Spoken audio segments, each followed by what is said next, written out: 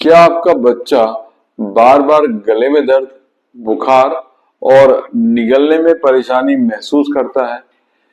क्या उसे हाल में टॉन्सिलाइटिस के लक्षण दिखाई दिए हैं? आज मैं आपको राजन की कहानी सुनाऊंगा जो 8 साल का बच्चा है और पिछले कुछ महीनों से लगातार गले में सूजन और बुखार का सामना कर रहा है। यह सिर्फ एक साधारण गले का संक्रमण नहीं था, यह टॉन्सिलाइटिस था और इसके साथ कई जटिलताएं यानी कॉम्प्लिकेशंस उसके जीवन को मुश्किल बना रहे थे। इस वीडियो में मैं आपको टॉन्सिलाइटिस और उसकी जटिलताओं के बारे में बताऊंगा, साथ ही कैसे सही समय पर इलाज से इस गंभीर परिणामों से हम बच सकते हैं उसके बारे में विस्तार से समझाऊंगा।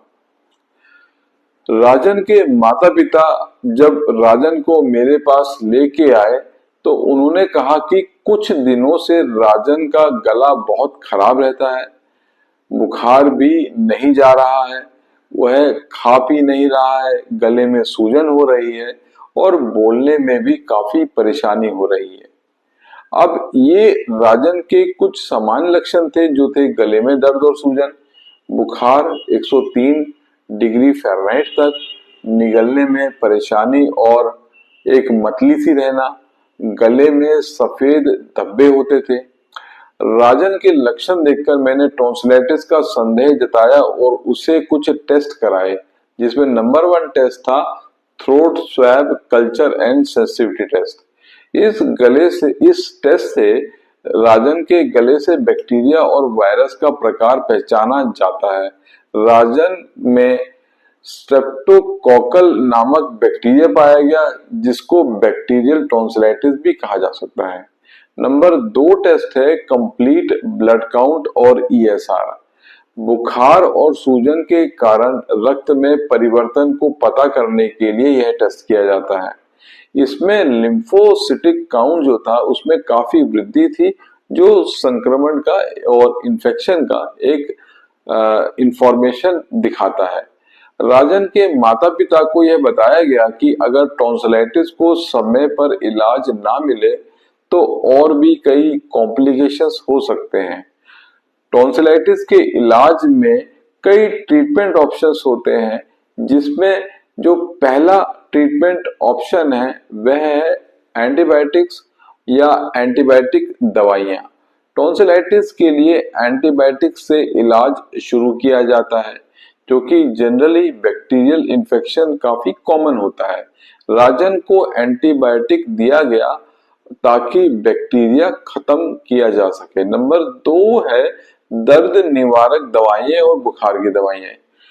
गले में दर्द और बुखार को कम करने के लिए पैरासिटामोल और आइबुप्रोफेन नामक दवाई दी गई।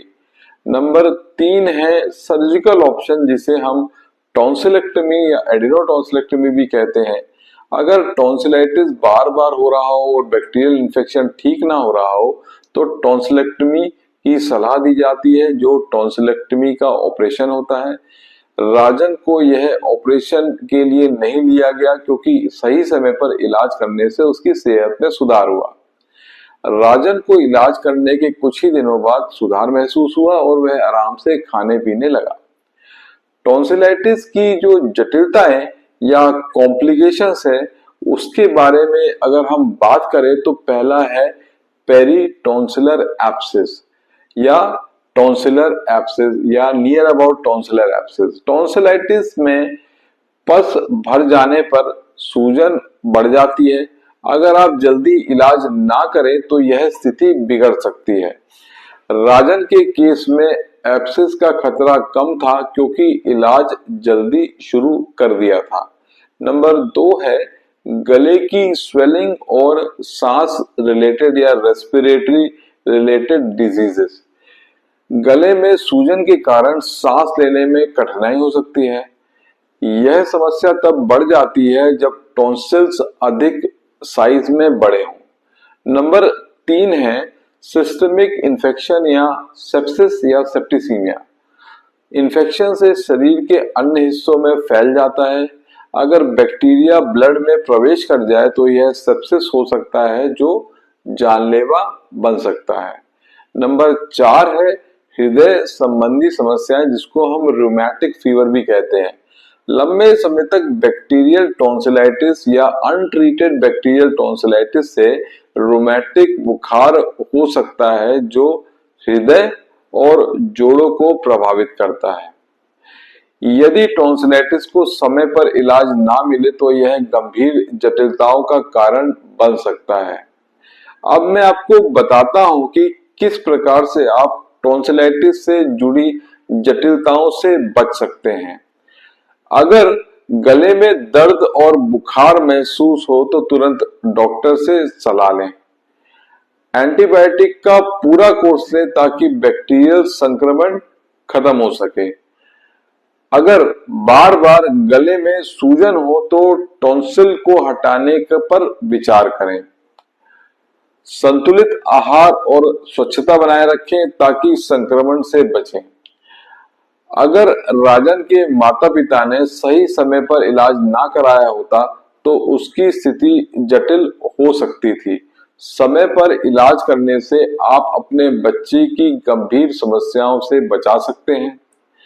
अगर आपको यह वीडियो पसंद आया हो तो वीडियो को लाइक करें, कमेंट करें और हमारे चैनल को सब्सक्राइब करें ताकि ऐसी जरूरी जानकारी का नोटिफिकेशन आपको मिलता रहे। कमेंट सेक्शन में जरूर बताएं कि ये वीडियो कैसी लगी है और अगली बार आप किस विषय पर वीडियो देखना चाहेंगे। धन्यवाद।